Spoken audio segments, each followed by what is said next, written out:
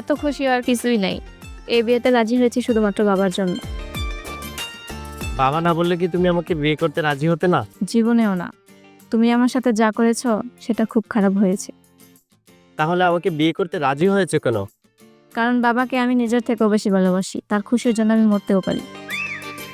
বাবা ভক্ত মেয়ে, তার মানে তুমি আমাকে এখনো ক্ষমা করতে পারোনি? ক্ষমা না করলে কারো পাশে দাঁড়িয়ে কথা বলতাম না। মামাকে আমি ধন্যবাদ দিয়ে ছোট করতে চাই না, কারণ মামা তার একমাত্র আদরের রাজকন্যাকে আমাকে দান করেছে।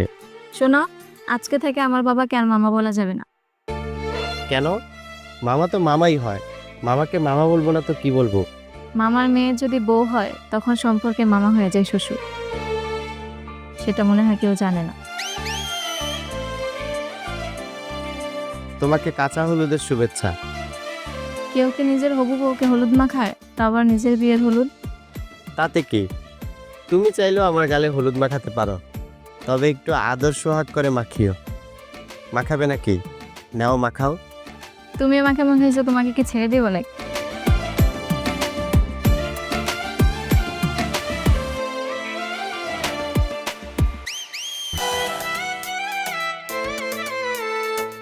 অবশেষে তোদের দুজনের হাত এক হইল।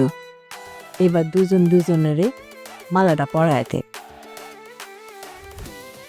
দাঁড়াও।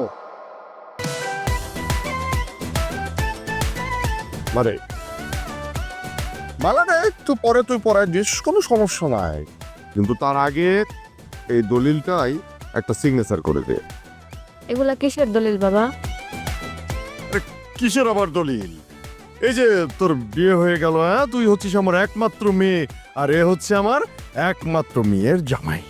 জামাইকে আর তুই কিছু উপহার দিতে হবে না। আরে সেই জন্য ভাবলাম যে এই বাড়িটা জামাইয়ের নামে লিখে দিই, সেটারই দলিল। সিগনেচার করে দে।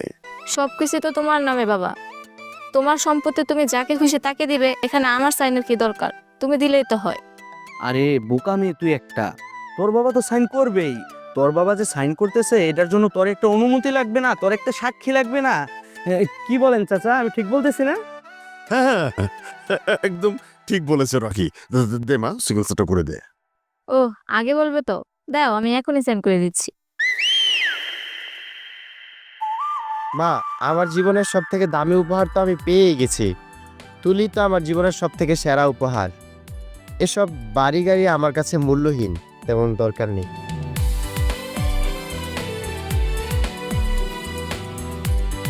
বাবা, এই সম্পত্তির মালিকানা তো আমার নামে। এটা কিভাবে সম্ভব? এখানে তো আমার নাম ঠিকঠাকই আছে, কিন্তু তুমি জীবিত থেকেও এখানে মৃত,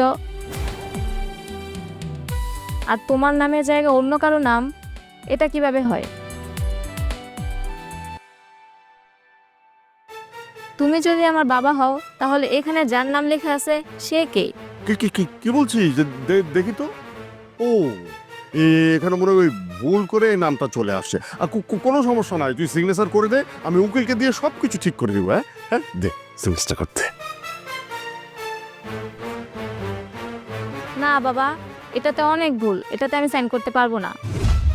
এখানে তো মুক্তার বাবার নামের জায়গায় তোমার নাম, আর ফুফির জায়গায় তো ফুফির নাম নেই। এখানে এত ভুল, আমি কিভাবে সাইন করব?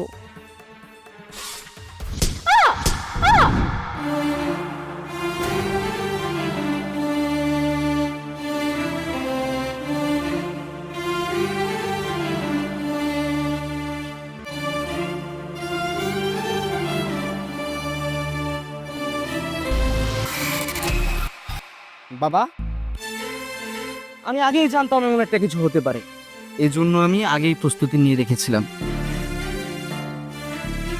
এই, ঠিক ভুল বিচার করার তুই কে? আমার বাবা এখানে যা বলবে তাই হবে। আমার বাবা বলেছে এই দলিলের মধ্যে সাইন করার জন্য, তুই এই দলিলের মধ্যে সাইন কর। হ্যাঁ, আমি হইলাম রফিক জব্বার।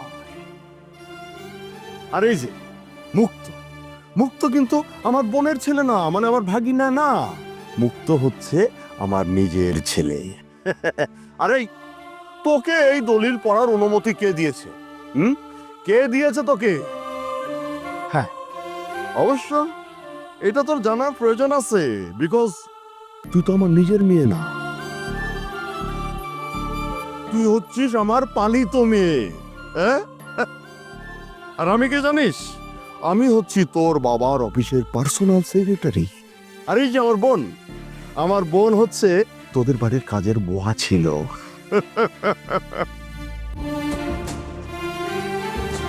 কিরে, অবাক হচ্ছিস আমার কথা শুনে, হ্যাঁ? আমার বিয়ার সময় অনেক টাকা পয়সার দরকার ছিল। ভাইজান ওই সময় তোর বাপের সাইনটা নকল কইরা তার ব্যাংক অ্যাকাউন্ট থেকে সামান্য 5 লাখ টাকা নিচ্ছিল। আর এই কারণে তোর বাপে আমার ভাইজানের টাকা জালিয়াতির অভিযোগে পুলিশের হাতে ধরায় দিতে চাইছিল। আর এই জন্য আমার ভাইজান তোর বাপেরে দুনিয়া থেকে সরাইয়া দিছে।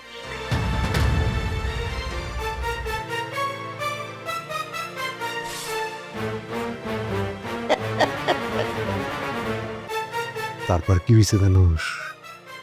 কিছুদিন পরে তোর বাপের শোকে তোর মাও দুনিয়া ছেড়া চলে গেল।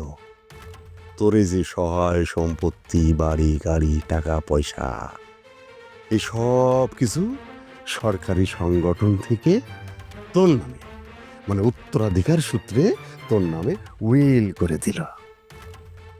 আর শর্ত ছিল, তুই বড় হওয়ার পরে যার সাথে তোর বিয়ে হবে, মানে যে তোর স্বামী হবে, সে এই সকল সম্পত্তি ভোগ করতে পারবে। তুই আবার ইচ্ছে করলে কাউকে হস্তান্তর করে দিতে পারবি। বুঝতে পেরেছিস? এখন সিগনেচারটা কর। তুই কি ভেবেছিস আমি বিয়ে করে তোর মজনু হব?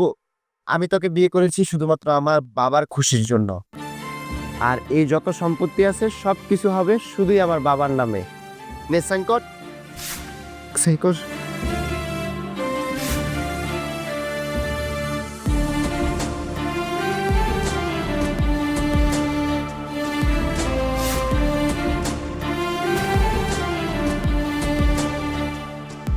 মুক্ত, আমাদের খেলা তো শেষ, এখন তুই তোর খেলাটা খেল।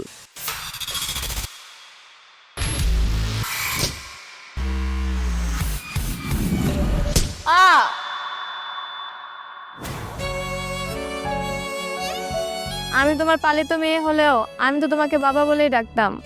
কি করে করলা? একটু কি মায়া হলো না? আর মুক্ত, তোমাকে তো আমি নিজের থেকেও বেশি বিশ্বাস করতাম। তুমি কি করে করলে এটা?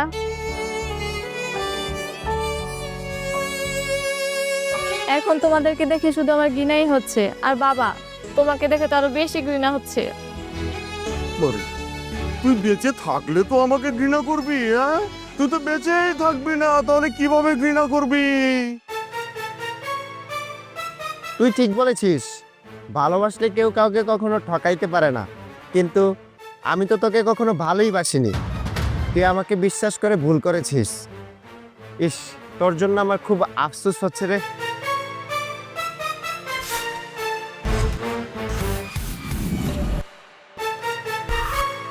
কিরে, এ বেটা, তোর হাত কাঁপতেছে কেন? আমার কাছে দে।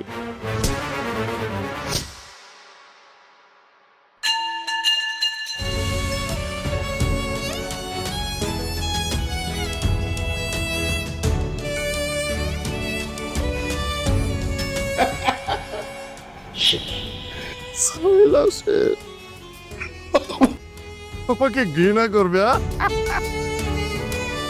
যা, এই লাশটাকে নিয়ে যা। আর যা যা যা, লাস্টে নিয়ে যাওয়ার পরে বড় বড় দেখে 2টা কলসি ওর গলায় ঝুলাই দিবি, তারপরে ধাক্কা দিয়ে ওদের মধ্যে ফেলাই দিবি। পানির তলে যাওয়ার পরে মনে কর মাছ কুমির এটা খাওয়া ফিনিশ করে দিবা। ভাইজান, তুমি যে এত চালাক, এটা তো আমি কোনোদিন কল্পনাও করতে পারি নাই। কি খেলাটাই না দেখাইলা।